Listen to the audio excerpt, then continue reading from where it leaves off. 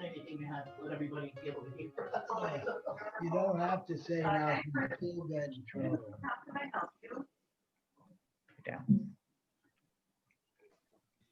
What's up, everybody?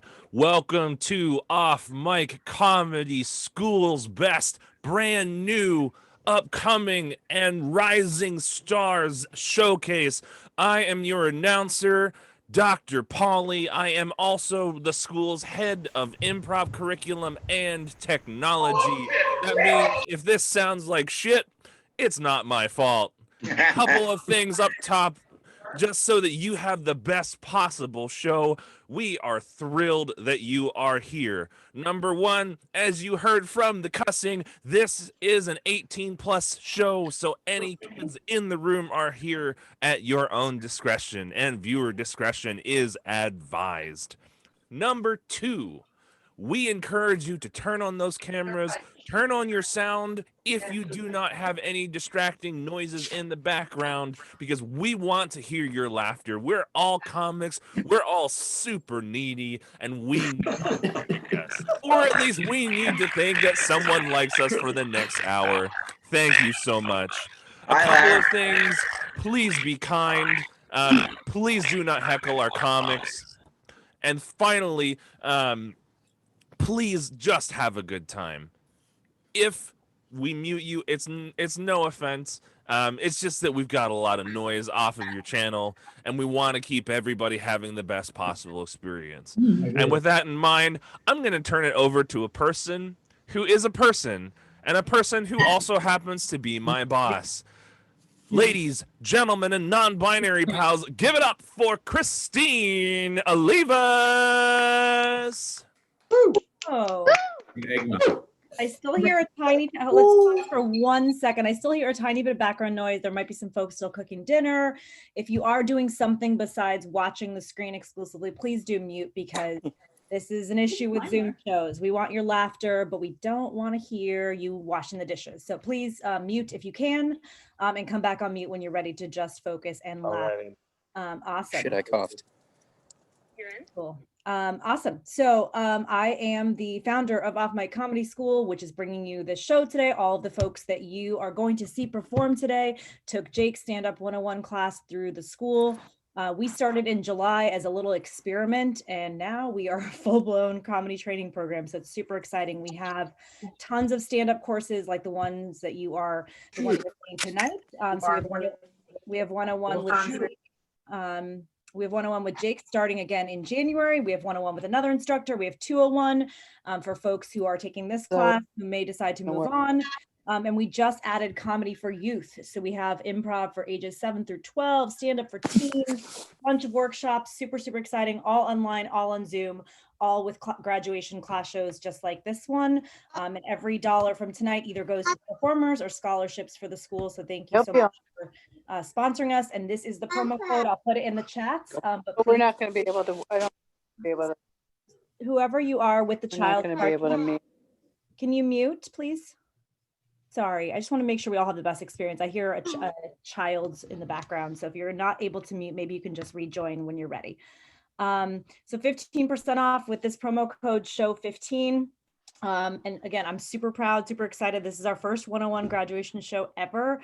We have some amazing comics who've been doing a lot of work with Jake. And speaking of Jake, I would like to introduce the Stand Up 101 instructor and host of tonight's show. Paul, if we could go to the next slide. Jake Mattera is a super talented and experienced comic who's opened for Dave Attell, Roy Wood Jr., a bunch of comics that you've probably heard and seen perform before. And we're lucky enough to have him as our Stand Up 101 instructor for Off Mic and the host of tonight's show. So without further ado, I'd love to turn it over to Jake. Please give it up for him. Jake. Hello, everyone. Oh my God. That is a very aggressive transition from that beautiful promo shot to what quarantine has done to me in the last 9 months. How's everybody doing? Everybody having a good time? Awesome. Yes. All right, great. Thank you guys so much for coming to this stand-up graduation show. What you're about to see is a bunch of comics who are just either starting out or just re-getting their bearings after doing this for a couple of years. And what they've done over the last 8 weeks is they've written new jokes from nothing, from thin air, from life experiences, and they're here bringing it to you tonight. So we're gonna have a good time. All right, we're gonna have fun. You guys excited to see your friends and do this or what? Absolutely. Yes. Yeah. Bring it on. Now I should kind of warn you. You've probably figured this out by my headphones. I'm not a very cool person. I had like cool Bluetooth headphones, but I put them in and they were like trying to connect, and I was like, yeah, me too. Bluetooth, me too. And they didn't connect, just like me right now. And somebody have a voice box doing an impression of me? What's going on? What, you guys can hear that too, right?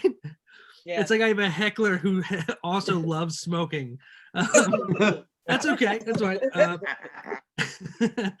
Tell you about me. I'm not a very cool person. I got a tattoo. My first tattoo was of my band's logo, which is a big mistake. Do you see them performing here tonight? Thing is, we didn't for real. We didn't even have a logo. I just went into this tattoo shop and described something to the guy. I was like, yeah, it's like a squiggly line with another squiggly line, and the guy was like, that sounds intricate. I'll do it. It's going to be $300. And I was like, I love my band. So I did it. I was like, all right, sounds intricate. Let's do this. He does the tattoo, wipes it off, looks at it, goes, you know what? Just give me 60. $60 for a tattoo that's on my body forever. I looked at it, looked like 2 Nike symbols, 69. I was like, how about 40? They're like, sold, get out of my store. I'm pretty sure I got a clearance tattoo right there. Believe it or not, that's not the most embarrassing thing to ever happen to me. I'll tell you the thing. I used to think the most embarrassing thing I could ever do was buy KY jelly, but I was wrong. It's returning it. It's way more embarrassing. It was a special occasion, Easter. I wish I was kidding with that one. I didn't return it. I was going to overdraw the account. That's not how you want to spend your Easter, right? A lot of my friends, though, they told me that they're in the same boat. Not with the KY, of course. A lot of my friends tell me that right now they're living paycheck to paycheck, especially now with everything going on. And they tell me that. I'm just like, quit bragging.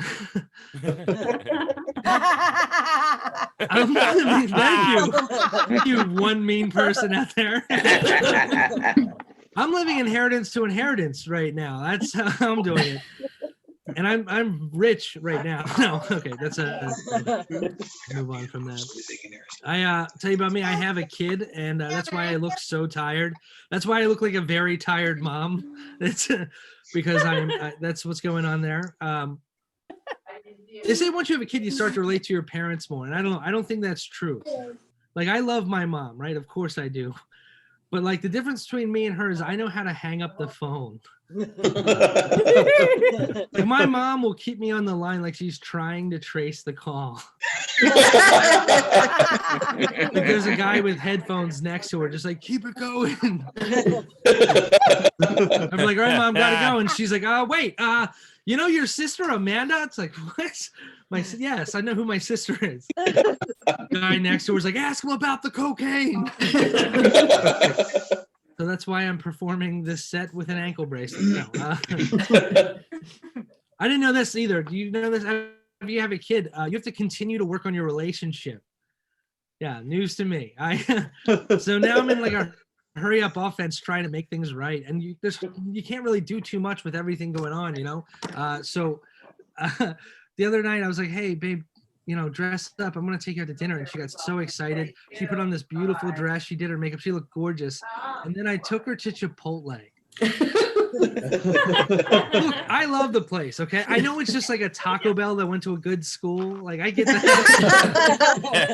It's my favorite place to go. Like, it's fine. She wasn't hungry anymore. I don't know why. But I try to make it up to her. I promised her I'd go to Target with her. That was my makeup.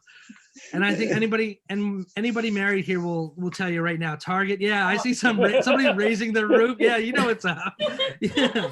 That's the truth. And here's something I discovered because I get dragged to every single Target everywhere, is I never noticed this before, is that there are basically just two types of Target out there, right? There's a Target with a Starbucks, which is usually the nice one. And then there's the Target with a Pizza Hut, which you don't want to go to that one. Like a Starbucks Target, like they're genuinely excited to see you. They'll wipe your cart, they'll hand it to you. They'll be like, have a good day. At a Pizza Hut Target, they're just pushing you a cart with a baby already in it. You're like, whose baby is this? They're like, it's mine. Do you mind just pushing it around? It helps her sleep. All right, don't do new jokes during the graduation show. That's my lesson for that one. Either one, the one thing we can all agree on, at least it's not a Walmart. Okay. Last thing I'll say, and I'll move on, I promise. And you can get to see the people you paid to see. I'll tell you, I married my wife 8 years ago. We've been together. We're high school sweethearts, right? Woo! Yeah, that's what it deserves. One woo from somebody who I hope is in a relationship. Or just like my wife's secret admirer. Woo! It's coming to an end. No. That's the thing. It's like we played a game of MASH and thought it was legally binding. It's like we also live in a shack with our children, Jonathan, Taylor, and Thomas. It's going well. But there's something I learned about, marrying your high school sweetheart is like, after you've been together so long, like you still love each other unconditionally, but you start to care a little less. You know what I mean? You love each other, you just care a little bit less. Like when we got our first apartment, we couldn't we couldn't wait to sit on a love seat together, and like watch Netflix. Like that was the perfect night. Now we just got our own couches and it's so much better. And I'm in the basement now. This is real love. And that's the thing, is you can tell how long couples have been together by certain things, right? Like you can tell how long a couple has been together by how they put sunscreen on each other. I mean, it's been a while since we've supposed to been to a beach, but like, have you ever seen a new couple put sunscreen on each other? It's Cinemax After Dark. They're rubbing lotion in their hand for like a half hour. You hear a saxophone. There's a candle lit on the beach. You're like, I'm sorry, I'll give you some space. Have you ever seen like a couple that's been together like 10 years do this? It's like they're egging a teacher's house. Like, hey, do my back? You're like, sure. Run! Somebody invented spray-on suntan lotion so they wouldn't have to touch their wife anymore. That's awful. I know. It's terrible. All right. Well, guys, I'm gonna get the show going because I'm pretty sure I just did 45 minutes on Zoom, and I want the other people to have a chance. So, guys, are you ready to get the show started and see some of your performers tonight, or what? Yeah. All right, then, ladies and gentlemen, may I present to you our first graduate of the Off Mic Comedy School Stand-Up 101, and our first performer. Let's welcome Cisco Hernandez to the stage. Oh, man. People, man. Let's keep it going there. Get your hands clapping for Jake right there. I thought he did an outstanding job being the headliner at the beginning of a show. That was wonderful. That was awesome. So let's get this rolling here. A lot has happened because of the COVID-19. And because of the COVID-19, we didn't get to go to restaurants at the beginning because they shut everything down, right? We didn't, we had a lot of sex at the beginning and now we're not having any sex, right? They're only tiny. Oh, hello? Testing 1, 2. Is it working? Can you hear me? Okay. We're just jumping right in. Wonderful. I think this happened to Jake one time at one of my shows. Anyway, so we're not having sex anymore. And the other thing is that I turned 55 and I didn't get to have a birthday party. So, but on a good note, in the last 2 years, I have lost 110 pounds.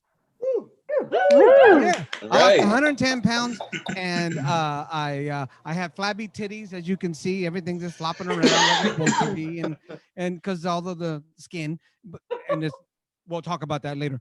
And then, of course, I saw my hoo-ha for the first time in 10 years, and I was pretty excited. I didn't know I had one. That one, we're not going to go into that either. So anyway. So here's the thing, though. A good thing about losing all this weight, I don't have to take all those medications anymore. I don't have to take the blood pressure pills for my blood, and of course Protonics for my stomach, and then the cholesterol, Lipitor for my cholesterol, and of course my favorite Viagra and Cialis to keep my chili nice and hard, because I had ED. Not VD, ED, erectile dysfunction. I get that everywhere I go. But you know what? Now that I think about it, though, since I had ED, I wasn't getting VD. I'll tell you what, though, being at 55, everything freaking hurts, man. It feels like in the night that I ran the 10K, and I feel like I got my ass whooped or something. One time I jumped off my bed, and I just kept going. I hit the floor. I swear to God, I thought I needed a parachute, and I'm grabbing for a damn ripcord. I said, damn. So as I'm laying on the ground, I hear my girlfriend coming out of the bathroom because she's taking a shower. So she comes out of the bathroom, and I pulled the old macho trick, boy. I did at 55. I turned around and I did 45, 46, 47, 48, 49, 50. Hi, honey. Good to see you. We're going to stretch that out just a little bit right there. Oh, my God. Come on, come join me. And, of course, being heard, she turned around and said, you stupid fuck. And then she went back into the bathroom. That's okay. So another thing about being 55, I'm always having to go to the doctor, and they always want to do a colonoscopy. Let me tell you what, nothing like drinking a gallon of liquid and sit on the toilet for 3 hours. I'm telling you, trust me, this is like a power wash for your intestines. And as I would call it, a clearance cell, everything must go. Hashtag bonus. It's the truth. But the best part of this procedure, the doctor comes in and he gives you this portfolio of pictures that he's taken of your colon. There's little round circles. And I said, he's going through it. Oh, I said, wait, stop. I want that picture. You want that picture? Picture. I want to put it on my Facebook. All right. So I put it on my Facebook, and I tell you what, I got some really mean friends. You should have saw the shit they wrote on my damn page. And I'm pretty sure you can guess what it is, right? Look at that asshole. That was a cute joke. It was something I threw in there. Right? All right. So I know there's some people out here who've been married. Anybody been married out there? Just yes, no? Yeah? Okay, good. Been married out there? Listen, have you heard of the 7-itch? 7-year itch. I have done it 3 times. Doesn't work for me. I'll tell you what. My first wife, forget it. We're not even going to talk about it. Second wife, 7 years together. We were together. She wanted to get married. We got married. 6 months later, we got a damn divorce. Now, let me tell you what. We would have been divorced 3 months earlier, but we didn't want to give the gifts back. Just true. It's true. My third wife, I met her on Match.com. It should have been not a match at all.com. And let me finish this out. One more joke for you. Here we go. So my girlfriend, for my birthday, I got a little box, and I opened it up and it said 23andMe. Now, me being the person that I am, now don't get me wrong, I'm 55. My girlfriend is 36 years old. Now don't hate me, don't judge me. I just happen to be living the dream. So anyway, so it said 23andMe. So I'm looking at her and I'm looking at me and I'm saying, wow, I'm gonna have sex with a 23-year-old, me and her. No, that's not what it is. What it is, it's a DNA test. I said, okay, no problem. So inside that box, I opened it up and it had a tube in it. So I had a tube in it. I get up and I started walking to the bathroom. And my girlfriend goes, where are you going? I said, I'm going to go get you a sample. She goes, no, you have to spit in it. I said, I am. I'm going to go to the bathroom, spit on my hand, and I'm going to get you a sample. That's my time, guys. Thank you so much. Yeah. Give it up for Cisco Hernandez, everyone. Kicking us off strong. Oh man, that spotlight sure is aggressive, and I'm sorry for that. Guys, we're gonna get this keep it right going, and your next comedian is very funny. Please welcome Pat Blackburn, everyone, to the stage. Yeah. Woo! Hi, everybody. So, I have realized that I have a couple of quirks. One being that I don't always stop and think about what I'm going to say before I speak, or I don't really listen to myself when I say something. So what happens is I say a word that's close to what I mean, but not right on. So an example is I was at a museum one day with my daughter, and I saw lots of public displays of affection. And so when I walked out, I turned to her and said, boy, I have not seen so much PDF in a really long time. It was the time I was trying to talk about Ryan Seacrest and called him Brian Seacourt. You see, I have a problem with his name. And then there was the time I saw an emoji that I liked. And it was early on in me being familiar with the word emoji, and I called it Emodium. So this is just some of the quirks that I have to deal with. And actually, the first time I did this bit, I practiced it in front of a microwave because it had a timer and a screen I can see, and my class really thought I was sort of out of my mind, that I picked an appliance to practice my setup. So I got a new car last year. It's a little bigger than the last one I had. So I've had a little challenge getting it into my narrow space into my garage. So I've had 3 different times when I heard that horrible sound of metal hitting something it shouldn't hit. Each time I hoped it was this Tin Man that I'd run over, but no such luck. So the first time I kissed a stone wall and put claw marks all along one side of the car.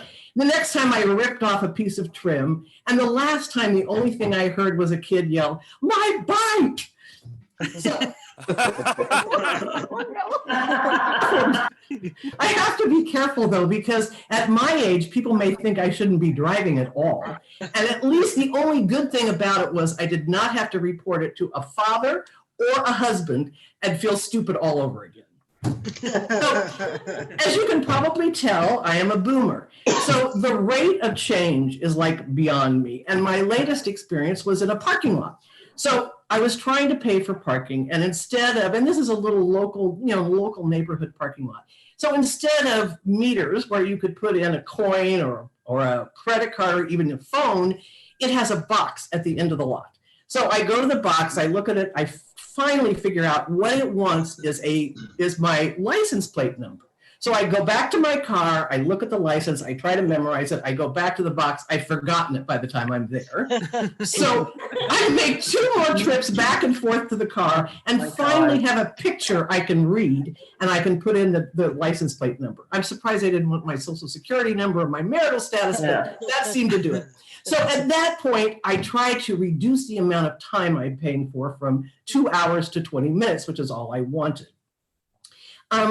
Not possible, couldn't do it. So I finally said, okay. And to add insult to injury at that point, out prints this tiny little receipt that I have to take back and put on the dashboard of my car. So it's 4 trips back and forth to my car to just park and pay.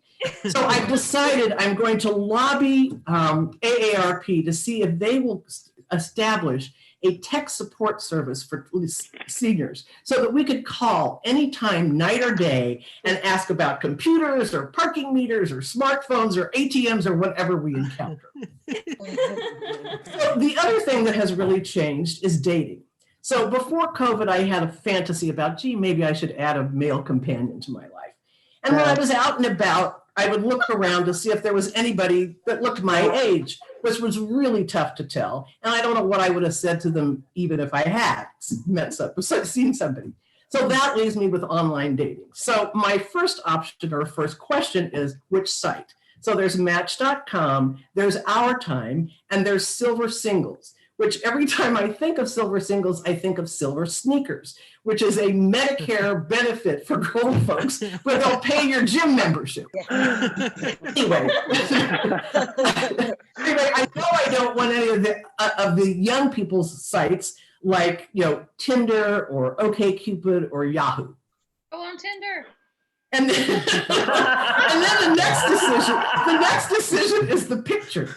Because I've always said, if in order for me to like a picture, I have to look thin and young. But as the older I get, the harder it is to look. I'm happy if I'm thinner and younger. What I won't do is a selfie, because I feel like when I see a selfie as a profile picture, it's like, don't you have one friend that can take a picture of you? Since then, that most young people want to use most young people want to use a selfie because they can get a better shot of themselves. So I haven't been successful yet, but I'm going to try again. And then the very last thing is, what do I say about my boring life? That I play lots of games on my phone. I like to do water aerobics. I'd rather talk on the phone than text. Do I tell them I'm eligible for silver sneakers, or that I have 2 hip replacements? Probably not. The best thing, probably the most interesting thing I could say is I actually took an online comedy class. Everyone. Good job. Knocking it out of the park. Oh, man. Excellent job, Pat. I'm gonna keep this right. Keep it going. I'm gonna know those words one day. Let's keep it up. Put your hands together right now for Hagana Kim, everyone. Thank you. Oh. So I was reflecting on threesomes the other day, and they're one of those things that younger guys think is cool, but I'm almost 40 now, so I know now that whole threesome fantasy, it's kind of bullshit. The threesome fantasy that guys think they want isn't actually what they want. They just haven't actually thought through what it would actually be like. Think about your 2 favorite foods. For me, it's fried chicken and cheeseburgers. Now imagine you have a full serving of both at the same time right in front of you. It sounds cool, but how would that really go? I know I'd start out with the fried chicken. I'm a thigh guy, so I'd go straight for that juicy thigh, that brunette dark meat. But then there's the cheeseburger. She's the blonde in this analogy. And she's like, look at me. Look at this hot melted cheeseburger on my sides. I have all my blonde French fry friends here with me. So at some point I realized maybe I'm more in the mood for a cheeseburger than fried chicken. And this is where things go south. If you're only paying attention to the cheeseburger, that fried chicken is going to start feeling left out. She's going to start cooling off. And when fried chicken gets cold, she doesn't stay so moist. She's going to dry out a little bit. But if you turn your attention back to the chicken, the cheeseburger is going to start getting cold. And now, rather than enjoying both pleasures, you're stuck doing damage control, and you have a decision to make. And here, there's a clear, correct decision. See, cheeseburgers are just more time-sensitive than chicken. It's like blondes. They're amazing when they're hot, but they don't age so well. So the logical thing to do is to eat the cheeseburger while she's still hot. Fried chicken will still be pretty good tomorrow, but a day-old cheeseburger, you don't reheat cheeseburgers. You get a new one with fresh buns. So let's say I actually finish the cheeseburger, or she finishes me, however you want to look at it. And now I'm satisfied. But the fried chicken is still there, and I'm not so hungry anymore. So what am I supposed to do? Put her in the fridge, save it for tomorrow? That's disrespectful. This girl got deep fried for my pleasure, and I'm gonna microwave her the next day so she's all soggy and saggy and dry. That's not a good fantasy. Here's the real male fantasy. You get a cheeseburger for lunch. You take a nap. Then you have fresh fried chicken for dinner. And here's the key. Neither the cheeseburger nor the fried chicken get mad at you.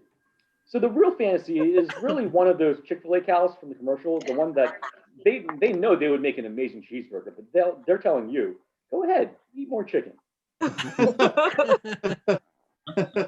Speaking of chicken, isn't chicken just the best? I love chicken. It's in every cuisine. There's so much variety. Chicken is like sex when you're single. It's everywhere, and it's always putting in some effort. Even when it's not that great, you know she tried, because chicken is always trying. Think about fried chicken. They brine it, soak it, buttermilk it, batter it, deep fry it. That's a lot of effort for a random Friday night. And even if it doesn't turn out great, you know she tried. Even bullshit chicken, like boneless wings, that just comes with some sauce on it, right? Chicken's also everywhere. Dollar menus, Chinese restaurants. It's the universal language of food. And there's so much variety. This would be so much better, I think, on the computer. If you're lazy and you don't want to put in any effort, there's nuggets and tenders. If you're willing to work for it a little bit, there's roast chicken, fried chicken. There's kung pao chicken if you're into Asians. There's pollo like Eva Mendes. And the really amazing thing about chicken these days, you don't even have to buy the whole chicken. You can just buy the parts you like. let's say you have a foot fetish. You can just go to Buffalo Wild Feet, get a basket of just lemon pepper feet. Suck all the sauce off, dip it in blue cheese, get your tongue in between those crevices. Single sex is just the best. But as soon as you get married, that chicken turns into turkey. And not just because she gets bigger.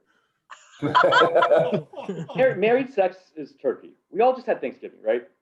Once a year, she does it right. And it's the best sex of your life. Her wife plans it days in advance. She spends all day getting herself ready. Lets you stuff her however you want. There's nothing better. But the other 364 days of the year, married sex is just cold cuts. And when you're going through the motions, eating that sad turkey sandwich, you're probably wishing it was someone else. Think about the last time you had a turkey burger. Did you really enjoy it, or were you secretly wishing it was that hot blonde cheeseburger you saw at the bar? I talk a lot about food because food is important. It used to be the most important thing in the world. And sometimes we forget how far we've come. What are you doing? Oh, because the ball. I mean, nowadays we get a war over terrorism or the economy, but it used to be way worse. If you think 18-year-olds dying in Iraq over oil was bad, a few hundred years ago, these kids were dying for spices. Remember, Christopher Columbus stumbled onto America because he was looking for Indian spices. Simple stuff like pepper, cinnamon, coriander. He basically went to war so Rachel Ray could make chicken tikka masala. Imagine how sad those medieval funerals were for the parents. Here lies Gregory the Meek, who bravely died in battle on the saffron fields in Mumbai. Rest in peace with your star anise. Did you know salt used to be more valuable than gold? People used to fight wars over salt. There's a salt war of 1482 in Italy. Salt war of 1540, also in Italy. There were the salt riots of Moscow, 1648. So mostly a white person thing, which is kind of ironic because white people don't even season their food. It's not just white people. Mohandas Gandhi actually became famous for his salt march, where he protested the British tax on salt. Gandhi is actually a great example of how important salt is. For instance, did you know that almost everything about Gandhi is bullshit? He's like Christopher Columbus or Mother Teresa that way. You know, when you're a kid, they tell you how great they are, but in reality, Gandhi was a huge asshole. Racist, homophobic, might have touched little kids. I mean, what's Gandhi really known for? It's true. Gandhi is known for two things. Gandhi was a pedophile? Nonviolence and being skinny. And both of those things are actually a symptom of not getting enough salt. If you don't have enough salt, you get fatigued. So nonviolence wasn't a choice. It was his only option. And without salt, you can't retain water either. If Gandhi had some top ramen, he never would have marched anywhere. Wouldn't even be famous. He'd just be Mohandas, the fat, racist spice farmer. Thank you, everyone. All right, Hagana Kim, everyone. All right, I am very hungry now. Thank you. I'm glad that we could spread the rumor that Gandhi is a pedophile. Happy to bring this to you. Really quick, I just want to mention, remember, guys, if your mic's on, we can hear you. And so be conscious of that. And for iPad 2, I am so sorry that you keep seeing my hideous face during this. You know, there's a thing at the top that says speaker view. So if any of you guys are having the same problem where you're like enjoying the show and then you're like, oh my God, there he is. It's the speaker view at the top. So just hit that button, speaker view, and you won't see me. I was. Listen, I'm very, just tell me I'm pretty. Okay, guys, again, just remember, if you're unmuted, please, and you're welcome to laugh and all that stuff, but try not to, have conversations and yell shit because we can hear you. With that out of the way, you guys ready for your next comedian? Yeah. All right, let's put your hands together right now for Larry Teitelbaum, everyone. Kill it, Larry, kill it. Yay! Okay, no pressure. Hello, everyone. Ready for some sit-down comedy? With Zoom, you don't see the bottom half, and that's a good thing sometimes. What if you're wearing Crocs? Crocs are like ugly Christmas sweaters. People take perverse pride in them. They don't even know they need help. Hi, my name is Ralph, and I came here because I wear Crocs. Imagine if James Bond were cutting a dashing figure and foiling a plot to blow up North America, and you look down and you see Crocs. Immediate plunge in testosterone. Or what is Indiana Jones is trying to outrun a menacing boulder in his Crocs? He suffered enough already? What a crock. I watch a lot of TV news, so I perked up when I saw a leading terrorist on the Al Jazeera network. Do you think his phone blew up after the interview? Only his Crocs survived. I'm a Philly boy. It was sad to see the riots, bad look for the city. But on the bright side, there are now more takeout businesses.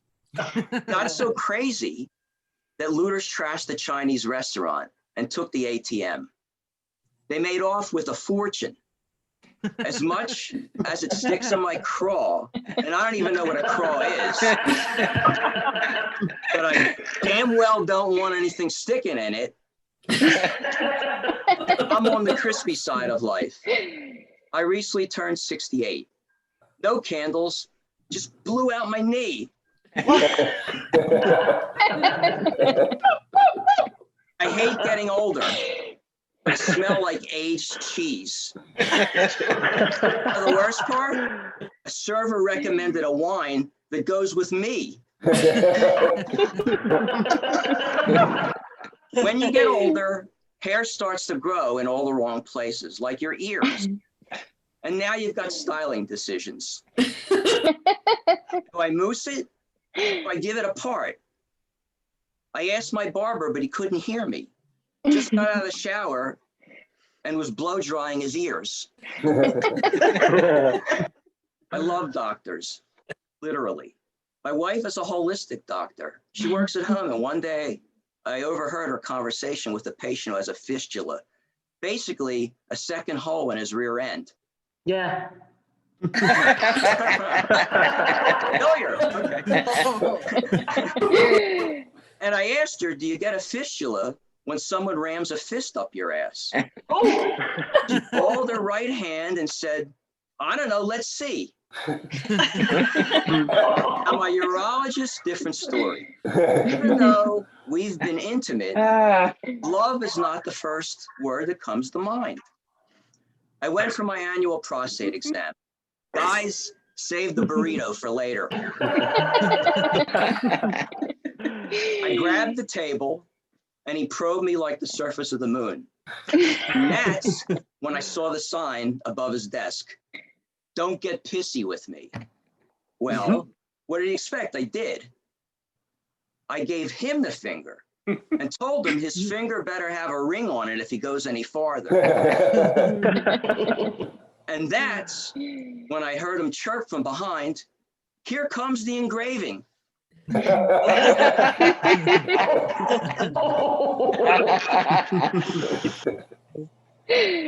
I'm behind the times, no doubt. I went to my local supermarket to get some hors d'oeuvres for a party. I asked the clerk to point me to the poppers. Young guy. Oh no. He sized me up and got a concerned look on his face. Believe it, they disappeared. And said, sir, do you know that people use poppers to make anal sex more stimulating? Didn't know that. And I asked him, do they come in jalapeno? Let's talk religion. Why not? People of faith say God is in charge, and I want to believe. But how do you explain man buns? And some people are waiting for the second coming. At my stage, I'll settle for the first one. And you got to hand it to the Pope.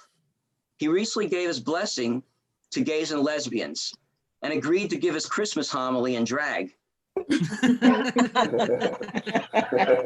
But look who's talking. Look who's talking. I'm Jewish. The diagnostic manual recently classified my heritage as a disability. Now, I'm not going to lie to you, that hurt. My people understand pain and a good early bird special. I participated in the Suffering Olympics Took a bronze in the post-nasal drip competition and got a spot with Kleenex. Who knew that a deviated septum would bring me coin? And next year, I'm so excited. I plan to enter the trials for hemorrhoidal itch. I've already got a deal with Preparation H. Now, look, as a card-carrying Jew, I'm a touch neurotic. Started in childhood. Growing up, water terrified me. Most kids had rubber duckies in the bathtub. I had a life preserver. My parents tried to make me seaworthy. They installed a diving board and bought me a wetsuit, flippers, and snorkeling equipment. The wetsuit came in handy later when my wife's water broke. The flippers, private. I didn't learn how to swim until my early 20s. My father didn't know how to swim. My mother knew how to swim, but didn't because my father couldn't. We joined a swim club because it had good sandwiches. Just so you don't think it's been all doom and gloom. Things did get better. Marriage, kids, dogs, cornhole, the game. But sometimes things don't go as planned, like when I did an online will. And due to a glitch, I bequeathed everything to Microsoft. Lately, I've been in deep despair about the state of the country and decided to end it all. I got my SUV and barreled down the slope toward the river. Son of a bitch! What a time for the check engine light to come on. It's like the maggot caught in flypaper. That's my story, and I'm sticking to it. Very title bomb, everyone. All right. Listen to that reception, Larry. That was great. And we're going to move this right along. Your next comedian's very funny. Get ready for Nick Garcia, everyone. Hey, everybody. What do you think a homophobe's biggest fear is? I know a lot of you are thinking, well, probably gay people. But what if we got a little bit more in depth? What type of crisis would they go through if they had to get a dick transplant? That person couldn't even stand the thought of two people of the same sex enjoying a kiss, now has to grab another man's dick every time he wants to take a piss. Growing up, I remember getting to talk about the birds and the bees, but no one ever tells you about having to go down on the bee. Your first time, you're looking down at it and thinking, am I going to get stung? What the hell do I do with this? You get down there and start exploring, and it's kind of like cutting a grapefruit in half, putting it in the oven for 10 minutes, and then shoving your face into it while you move your tongue around until she screams your name, or what happened to me, her face turns red, she pats you on the top of your head and says, hey, at least you tried. The worst part about it for me wasn't the bruised ego, but when I looked in the mirror, I almost screamed. I looked like a newly turned vampire who tried to claim his first victim. I recently mustered up the courage and finally bought a bidet. My first time using it, I wasn't sure how it would go. I slowly turned the nozzle, and as soon as I felt the water hit my hole, I turned it off. I sat there a little confused and distraught, and I realized I may have lied to my girlfriend when I told her no ass play. I struggled to lose weight many times in my life. I realized that anytime I cut out sugar, it's kind of like cutting out sex. I see a commercial where someone is glazing a donut, my face turns red, my body gets hot, and soon enough I'm on my knees outside of a Dunkin' Donuts offering blowjobs for munchkins. It's not that I can't resist temptation, but you see how they soak those holes. Losing weight is kind of like being in a toxic relationship. You tell all your friends they're finally going to stand up for yourself. You practice what you're going to say in the mirror, but in the end, you can never get rid of an extra 130 pounds. Speaking of toxic relationships, my first girlfriend threatened to kill herself when I said I wanted out of the relationship. It was Christmas time, and I was feeling particularly generous. So I bought her eggnog, a candy cane, and a box of razor blades. The worst part about losing weight are the workouts. Your friends tell you, let's meet at the gym at 5:30 every morning. You drag yourself out of bed, you drive to the gym, and then you sit in the parking lot trying to convince yourself to take the gun out of your mouth. You finish the workout, you're exhausted. You think to yourself, I did it. Then 4 hours later, you're making your third trip through the Wendy's drive-thru covered in Baconator grease. I asked my friends for diet advice, and they gave me too many options. There's the no wheat or sugar, but high self-loathing diet. There's the all greens with no animal suffering, but you have to tell everyone you're doing it diet. The third option, which is animal suffering only with a blatant disregard for the future of humanity. It was a tough choice for me, but I went with another trip through the Wendy's drive-through. Have you seen these people who wear a face mask while driving? It's like seeing someone masturbate with a condom on. You know, as soon as they sneeze, they're getting covered in their own backwash.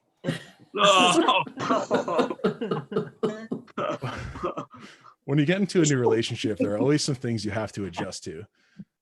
I had to adjust to somebody else using my computer. What's one thing you should do every time you close your browser? Delete your search history. I think you found the one when she's reading through your history and finds the title, Librarian Gets Loud After Being Choked and Spanked Doggy Style. And she follows up with, let me go get my glasses. I always wanted to make it to the Olympics, but I had a small problem. I was lazy. I thought to myself, maybe my future son or daughter will be the one to make it. But after some trouble in the delivery room, it's looking like we're going to be shooting for the Special Olympics now. When I was young, I volunteered for the Make-A-Wish Foundation in New York.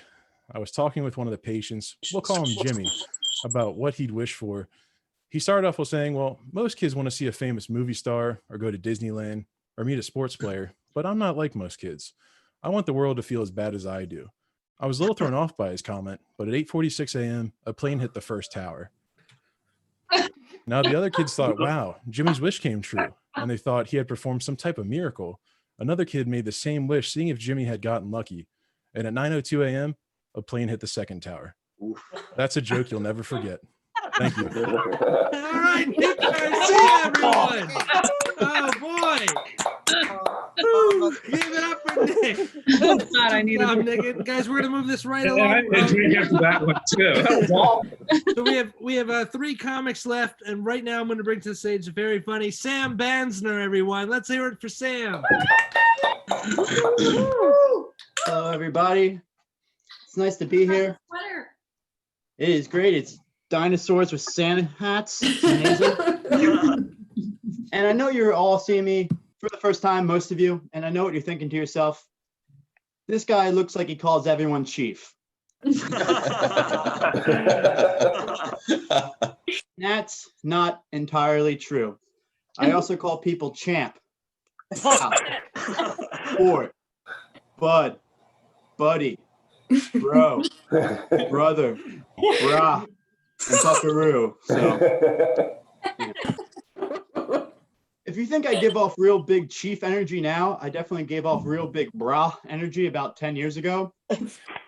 Mainly because I only wore boat shoes, which I feel in retrospect was a weird fashion choice for me. Because 1, I've never been sailing, and 2, I would definitely get motion sickness on the Staten Island ferry. So these are lots of news in 2020, and a lot of it falls through the cracks. But one particular local news story has just enthralled me all of 2020. And it was this guy up in Northeast Philadelphia who stole an ambulance and then went on a police chase and said stole an ambulance for about an hour and a half. And I just can't stop thinking about this because this guy has 2 things that I don't have: meth and confidence. Now it's confidence that you rarely see in this day and age. It's only matched by middle-aged white women with an expired CVS coupon. That's you. But I've been thinking to myself, what would I do with ambulance stealing confidence other than stealing an ambulance? Let's just say if I'm in a bathroom and there's a bathroom attendant and I don't have cash, I just take the paper towel. But why don't I have this confidence? And I think it comes back to when I was a kid, when I maybe had too much and it put me back down to earth. When I was a kid, I thought the Easter Bunny lived on Easter Island. And just to preface this, I did not really know much about Easter as a kid. Like, I didn't grow up religious. So I know 3 things about Easter. 1, we have ham for dinner. 2, I search for pastel-colored eggs full of chocolate and loose change. 3, the Easter Bunny has a rental agreement with Santa Claus at the mall. So these are the three things. And I remember I found Easter Island on a globe because this story takes place in the mid-90s. And I just thought, Easter Island, Easter Bunny, that makes sense. Boom, that's where he lives. I can find where Santa lives on the globe. I should be able to find where the Easter Bunny lives on the globe. And most things are named after someone or something when you like really think about it. You know, America is named after Amerigo Vespucci. Reading, Pennsylvania, where I'm from, is named after Reading, England, which is in turn named after our Anglo-Saxon tribe. And you know the Amish fuck in Intercourse, Pennsylvania. So just things are named. And so I was on a field trip to a place called Indian Echo Caverns. It's in, doesn't matter, Pennsylvania. We're going through the tour, it's midway. And a tour guide goes, does anyone know where the Easter Bunny lives? I do. And I raise my hand with the pompousness you can only see in first-year law students. I said, Easter Island. Dead silence. Lots of stares. I don't know what the tour guide said to me, but I know their tone. And it was that tone when adults are talking down the children. It was that. And I was like, oh, no, buddy. He doesn't live there. He lives here. And then he pointed to a very similar rock that I've seen the majority of this tour. And I don't know about you. Being in a cave on an elementary school field trip is not the best place for your first existential crisis. So I'm starting to think to myself, man, I don't know if this Easter Bunny's real. Fuck, I don't know if Santa's real. I don't think happiness is real. So that's why I've never stolen an ambulance. My name's Sam. My pleasure. Let's give it up for Sam Bansner one more time, everyone. Yeah. 2 comics left, guys. You guys still with me, huh? Absolutely. That's what I like to hear. I like to get a nice firm absolutely. Thank you. I love it. No, great. Guys, let's keep put your hands together right now for your next performer. Let's welcome Dan Baker, everyone. Hey, everybody, thank you, thank you. Yes, I am Dan Baker. Keep it going for all the other comics. They're all great. Yeah. Now, let's talk about fleshlights for a second. Yeah. If you don't know what a fleshlight is, it is a flashlight-shaped sex toy for sad men. It's got a silicone vagina insert in it for you to fuck. And they market this thing as a stamina training unit. Now, I bring this up because freshman year of college, a friend got me a fleshlight for Christmas. And I have to stress, I have never used the thing. I got as far as reading the instructions. You have to take the insert out, run it under hot water for 20 minutes, and then leave it sit out for another 5 to 10 so you don't burn your dick. That's a red flag. Now, I'm no scientist, but I do know that hot things, they're not going to stay hot forever. So this means if you've trained your stamina well enough, the insert starts to get cold. That's the second red flag. So I got this gift when I was on semester break, and I didn't take it back to school with me. It stayed at home under my bed at my mom's house. Out of sight, out of mind, right? Wrong. One brisk March evening, as I'm eating dinner alone in my dorm, I get a phone call from my dear mother. Hey, kiddo, we have to move. Okay, Mom, I'm sorry to hear that. I'll come pack my stuff up this weekend. Don't worry, I've packed your room. Now, the third red flag is that the friend who gave me the fleshlight decided to name it Alice. That's my mom's name. Oh. This thing is sitting under my bed in a box with my mom's name on it. And I can't help but picture her packing up my room and finding this nondescript box with her name crudely written in Sharpie, opening it and inspecting what's inside. I hope this isn't my Mother's Day gift. And Christmas is coming up again, and I gotta wonder what weird gifts I'm gonna get this year. I do really like Christmas, though. There's family togetherness, there's cheer, there's wassail. But you know what holiday I'm not really a fan of? Halloween. Now, of course, when I was a kid, I loved trick-or-treating. But you have to understand, I looked like a mix of Augustus Gloop and Honey Boo Boo. So the biggest draw was the free candy. Now, one year, I dressed up as Captain Picard from Star Trek. Problem was, I was about a foot too short and 100 pounds too heavy. So just imagine opening your door on Halloween to see a short, fat, prepubescent Captain Picard looking up at you, asking for candy.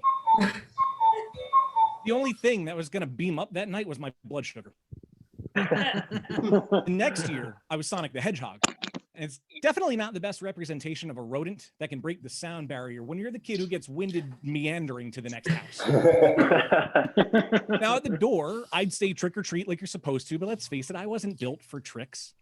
I'd play ding dong ditch, but I couldn't run away, and I wasn't going to hide in the bushes. I didn't fit. I didn't egg anybody's house because I wanted those eggs for breakfast. And I didn't TP anybody's house because our toilet paper we had to save for my inevitable late night diarrhea from eating too much candy. So you can see I've never done myself any favors. My mom, Alice, if you're keeping score, used to ask when I was going to give her grandkids. Look at me. Nothing screams father material here. I'm the guy you look at and expect to drive a plain white van with no windows who's not allowed within 250 yards of school. A couple of months ago, I met up with some friends from high school, and they've got young kids, and they started talking about all sorts of things, and they got on the topic of bedtimes. And one friend says, we're aiming for 8 o'clock, but last night was 11:30. What do I add to that conversation? Guys, sorry, I passed out drunk watching cartoons last night while you were fighting with your toddler to go to sleep. I've got another friend who's got 2 kids, and I'm their godfather. And a couple of years ago, my friend needed surgery, so like a good godfather, I volunteered to go watch the kids. And everything's going great until the baby needed its diaper changed. And yes, you're right. I had never changed a diaper before in my life. This one's funny. And I kind of thought that the kid could just, hold it until his parents got home.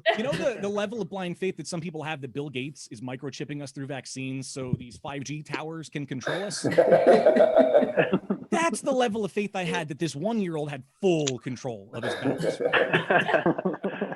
So we go into the nursery, and then I unbuttoned his onesie, and then I undid the diaper, and then I dropped the diaper, which is like buttered toast. It does land face down. By the time we're done, I went through 15 baby wipes, 4 pairs of the wrong size latex gloves. I'm the reason there's a shit stain on that carpet. I told my mom this, and she just laughed and said, I get it. She doesn't ask about grandkids anymore. But the weirdest part is my Christmas gift that year was my old fleshlight. Yeah, let's give it up for Dan Baker, everyone. Oh man, guys, we actually have we have 1 comic left, and we also have a special musical performance after this by Tubey Frank. So make sure you stick around for that. Guys, are you ready for your headlining comedian of the graduation show? Absolutely. Yeah, there it is. There's that absolutely I was looking for. How about everybody? Let's do a collective absolutely. Everybody Absolutely. ready? Absolutely. Yeah. Absolutely. All right, everyone, put your hands together for Erica Dom, everyone. Hey, everybody. How's everybody doing? Okay, so I'm a longtime married woman who is also still trying to always expand my sexual side. Have any of you ever been to Good Vibrations? I'm getting a woo. Oh, I like it. Okay. Yeah, it's basically an approachable sex shop for middle-aged ladies such as myself who are all about their female empowerment messages, but also whisper the word vagina and have never really said the word pussy. My favorite aspect of Good Vibrations, but really honestly also the most confusing, are the seasonal window displays. So there are 4 women mannequins, and they're always dressed in some kind of like lacy seasonal teddy with like matching fishnets and like an eye mask with a whip, very accessorized. I think the real life outfit you're wearing before sex is more like a day old stretched out thong with like unkempt bush that's creeping over the edges and ankle socks. But I guess that wasn't exciting enough for a window display. Besides sexy clothes, there are also sexy acts that you can do to spice up the bedroom vibes. I don't know if all of them appeal to me. Like, for example, I have a friend who says surprising her husband with blowjobs is like her go-to. I think I give blowjobs the way I approach bowling. Like, I start out super excited because I haven't done it in a while. We like get a few beers, try to get a little drunk. And then kind of about a third of the way in, it all starts to feel like a little bit of a chore. Like sometimes my mind is starting to wonder, like, should I go order pizza?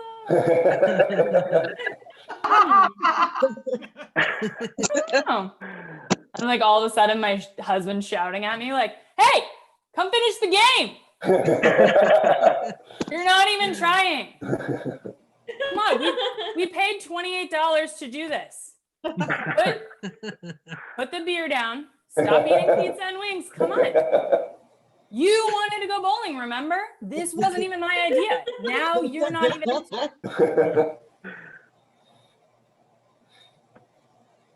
Fine, I'll finish for you. That, my friends, is how you maintain marital bliss. Another thing my husband and I do is look over Airbnb and like find places to take little weekend vacations. Have you all stayed in an Airbnb? Mm-hmm. Yeah. Decorating in Airbnbs is so interesting. You kind of get two categories. There's like one camp that seems to be trendy hipster / artist that doesn't believe in functional furniture. So it's like these Airbnbs seem to follow a bit of a checklist.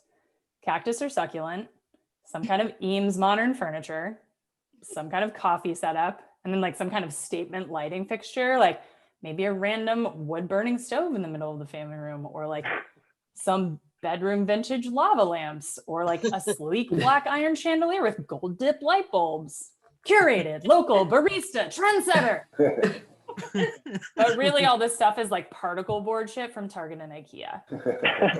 And I feel like their decorating motto is really like, what's the cheapest way to make this look expensive? I feel like the other category is grandma passed away and now we have an alternate revenue stream.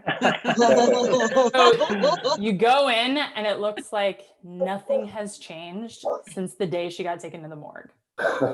There's lace curtains on the windows, cabbage rose couches, a geriatric shower that the host claims is a relaxing spa experience. So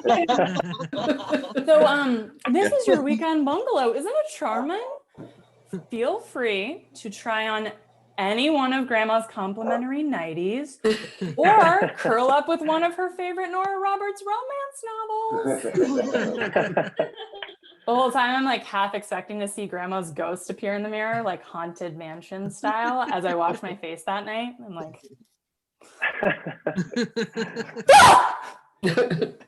anyways. The other weird thing I think about Airbnbs is that you're like basically forced into an instant roommate / landlord hybrid situation with a total stranger. Remember how much fun passive aggressive comments and constant minor judgments on how you live your life were in your college house or first apartment in your 20s? Yeah, if you want to make anything in the fridge, totally go for it. But just don't touch anything with my name on it. Cool, you get that along with paying $250 for a place without a full-size fridge. In the last Airbnb that my husband and I were at, the host kept asking us in 6 a.m. texts to take out the trash each day and then to like try and keep our car on our side of the driveway. And the last day we were there, they even left a Post-it on the door and said, "Remember to lock me when you leave, smiley face."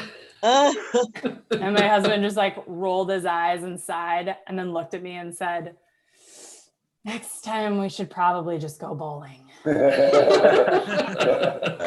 everybody. Thank you. Give it up for Eric and Dom, everyone. Excellent job. So guys, that's the graduation show, the comics that you've seen. We have one special musical guest before we bring up Tubey Frank in just a second. I just wanted to say, if you have anybody interested in doing a show, there's links in the comments about all the different classes that are going on. Give it another round of applause for everybody you saw tonight and the excellent job they did putting this set together in 6 weeks. Yeah, give it up to Pat, and Donna, and Larry, and Nick, and Dan, and Erica. You get it. Absolutely. Now, are you guys ready for your musical guest? Woo! I'm gonna pass this over. Let's give it up for Tubey Frank, everyone. Hey. Thank you, Jake. Woo!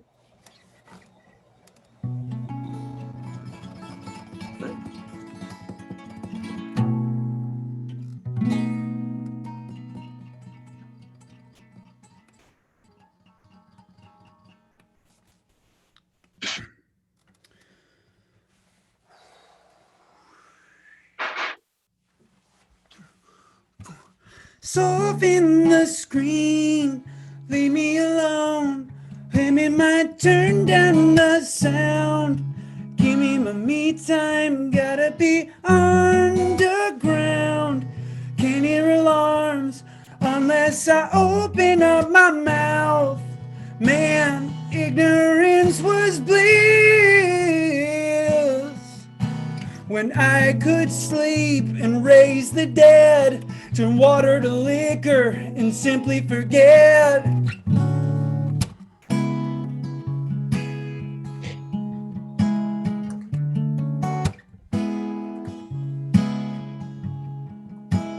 Blast out the fan, give me a breeze. It's hot and high, take 6 more hits.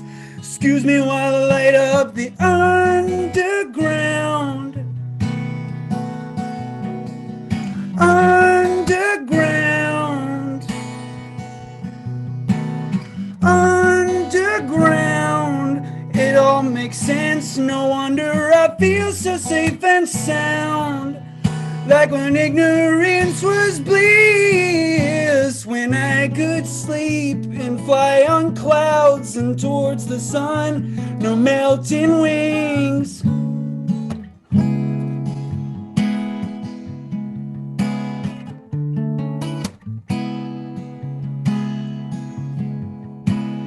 Open your chest, I need a place to lay my head, jerking back. Let me work my magic in the underground. It all makes sense, no wonder I feel so safe and sound. Like when ignorance was bliss.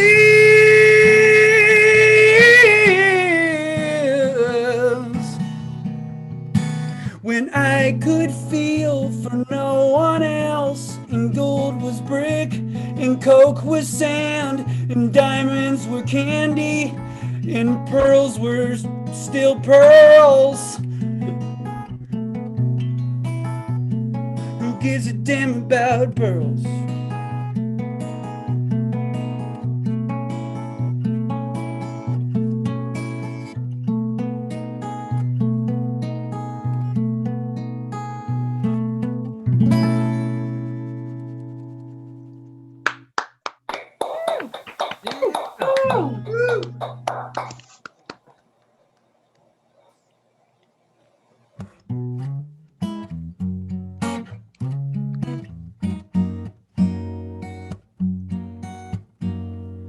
Here's an ill-phrased question. Tell me about fluidity. My parents were God-fearing. Am I nailed to tradition? I'm filled with timidity.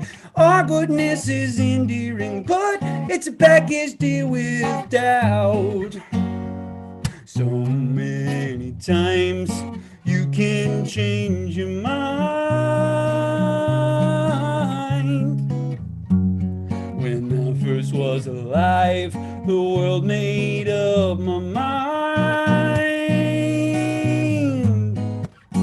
Antissa. Patient is my best friend, but my grip is loosening. Took a fortnight toe tapping, but I can't stand my own skin. I'll take scotch, no rhino gin, kamikaze mutagen, something to put in my mouth. Yes, so many times people change their mind. I'm gonna die before I make up my mind. Won't you please make up my mind?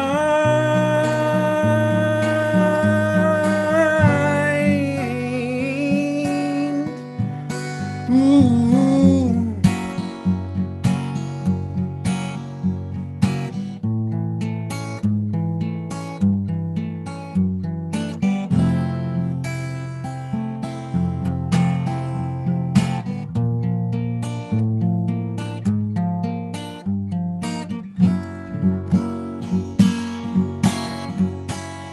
So many times you can change your mind.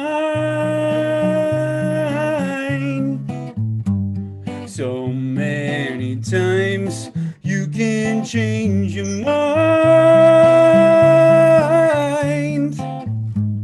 So many times you can change your mind. So many times you can change your mind. So many times you can change your mind. So many times you can change your mind. So many times you can change your mind. So many times you can change your mind. Yeah. So many times you can change your mind.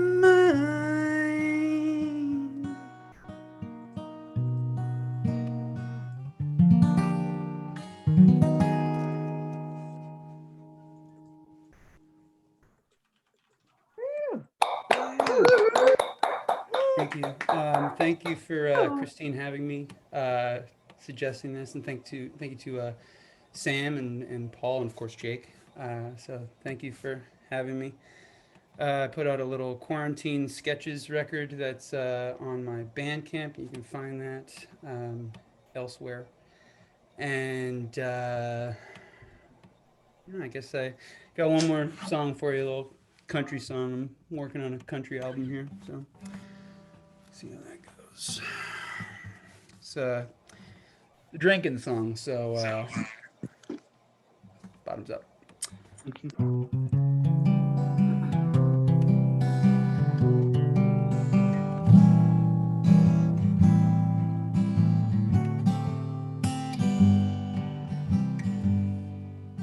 The day is done, so go home and worry. This life's been a roll of the die. Gotta get it off my chest before I close my eyelids. But I'm just too tired to cry. But I'm just too tired to cry. The junkies have all put away their prescriptions, and the fat cats have all loosened their ties. But I bleed and sweat all day for you to shame my feverish ways. So I'm just too tired to cry. So I'm just too tired to cry. I'm useless on the next day, trying to make it in a new way. But my insecurities make me feel like a fool. And the silliest things just make me lose my cool. Sometimes it's so hard to be kind and not cruel. But don't worry, I'm gonna learn how to hold my tongue. But if you see me spreading like a virus, causing endless cycles of pain, I am callous, I am heartless, I am cruel and inhumane.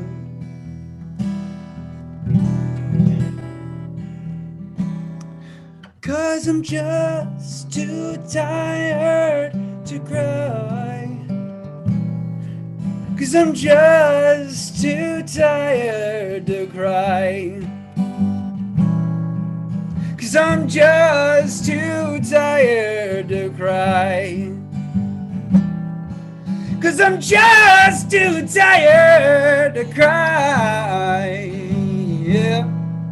Cause I'm just too tired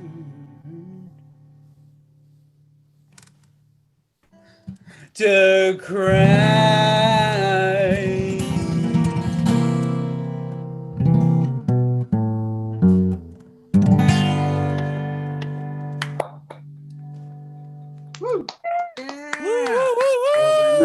Tubey. Great job, all the students. You're all fantastic.